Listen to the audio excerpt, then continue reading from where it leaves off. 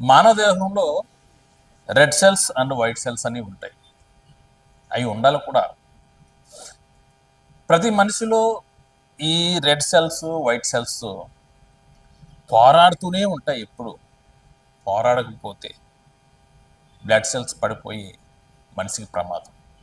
అలాగే క్రైస్తవ విశ్వాస జీవితంలో ఎప్పుడు క్రైస్తవుడు పోరాడుతూ ఉంటాడు సాతానుతో. సాతాను వేసే ప్రతి అగ్ని బాణాలని ఎదుర్కొని నిలబడుతూ ఉంటాడు. అలా చేయకపోతే విశ్వాస జీవితం కోల్పోతాం. అదేవిధంగా ఇజ్రాయెల్ దేశం తన శత్రు దేశాలతో పోరాడుతూనే ఉంటుంది. అలాగా పోరాడకపోతే, యుద్ధాలు చేయకపోతే ఇజ్రాయెల్ దేశానికే ప్రమాదం. ఇది ఎందుకు చెప్తున్నానంటే, దేవుడు వారిని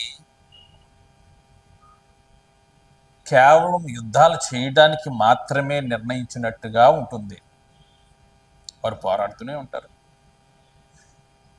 ఇన్ కేస్ వారు పోరాటం మానేశారా, ప్రపంచ పటంలో ఇజ్రాయెల్ దేశం అనేది కనబడదు. అందుకనే వారు యుద్ధాలు చేస్తూ ఉంటారు, చెయ్యాలి కూడా.